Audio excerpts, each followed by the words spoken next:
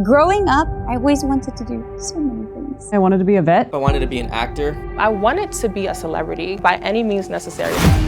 This is Spike Drop Vegas Heist. I'm only here for a 2B. I don't really care about any other place. Can't even comprehend what is going on, but I like it. My name is LukasEggen. I go by LEggen90, and this is Wannabe. I hope you're doing well. I wanted to share a little announcement and put this out there in the universe. I always wanted to be a journalist. Like, I was the kid growing up that would do like fake newspapers around the house and fake newscasts, and writing just kind of always came natural to me, so journalism was kind of plan A, B, and C for me. Didn't really have a backup plan.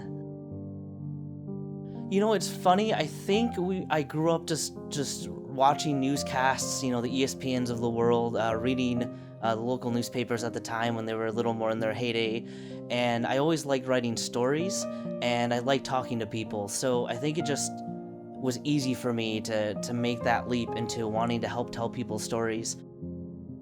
When I was in middle school, I actually started doing CD and movie reviews for the local newspaper, mainly just to get free music. They would reimburse you, so as a 13-year-old kid, I'm like, hey, it sounds good to me, and it just kind of grew from there.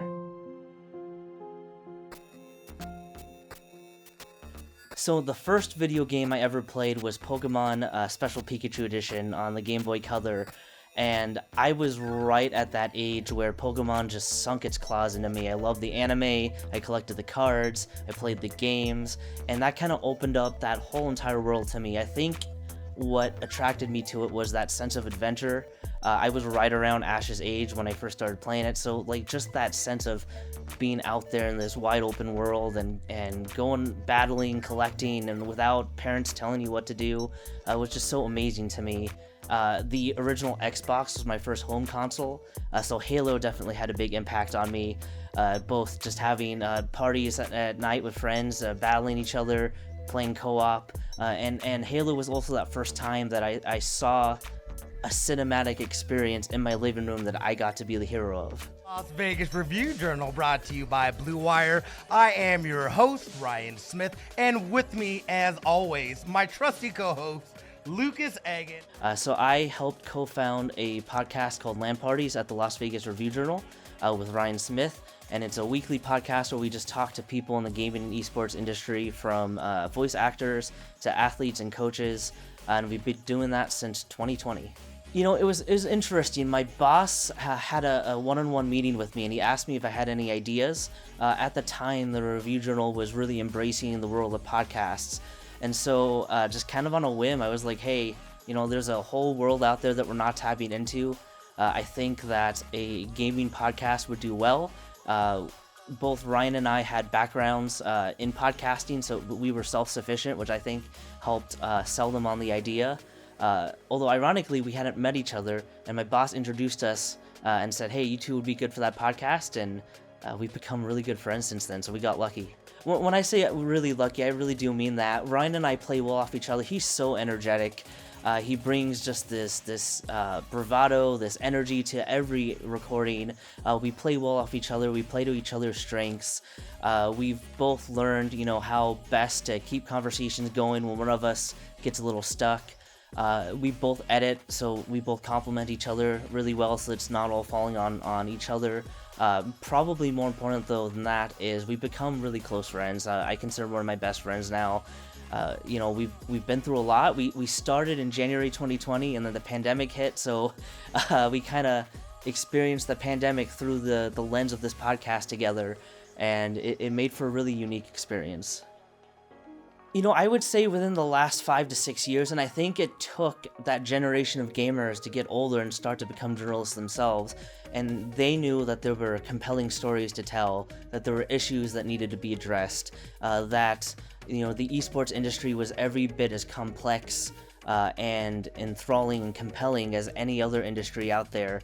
And once I think we started to reach that age where we were entering the workforce, we started to showcase those opportunities and reveal that There are very human stories out there that everybody can fall in love with. Before I got into gaming journalism myself, I didn't really reach out to that many. It was always like, I felt like there was like a wall, like, oh, these guys are the professionals. I'm just out here going like, I would love to be in your shoes one day.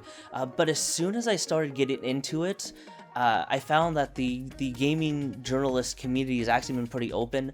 We all are at a lot of the same events, a lot of the same conventions and tournaments, and they have been really good at giving advice, sharing their stories and struggles, and helping the newcomers. Once I started to dip my toes into the gaming journalism world, the gaming journalists that I've met have all been super welcoming. It doesn't feel like we're competing, we're helping each other, you know, rising tide lifts all boats kind of a mentality.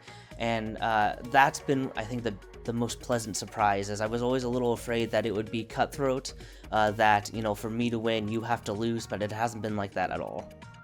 I think they were a little hesitant at first. My parents are a little older, so I just don't think they understood how big gaming had become. I think they still had it in my mind as me playing Pokemon as a kid. But as time has gone on, they've seen how widespread this has become. You know, all credit to them as they've watched some documentaries on some esport athletes, so they are now getting an understanding that this is getting as big as any traditional sport, and there's real opportunities out there. I'll credit my friends. They encouraged me the whole way through college. It wasn't one of those things where like my professors were pushing me.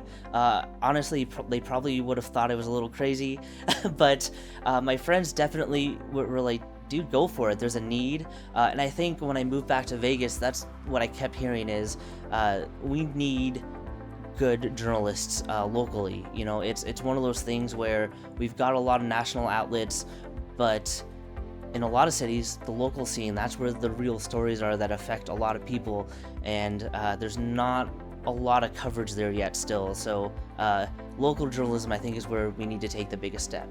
It is really challenging to be a journalist in the social media age. You know, everybody is potentially a content creator. Everybody is potentially a vlogger. So it's our airwaves, our brains are overwhelmed with information at all times. I've always taken the approach of, at some point, the work will speak for itself. So early on, sure, you know, you're going to get lost in the sea of videos, in the sea of podcasts.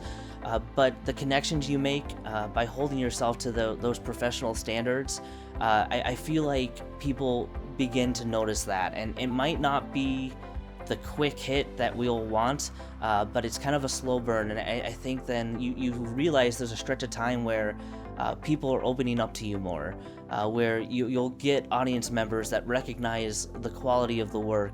And while it may take months, it's worthwhile doing it that way.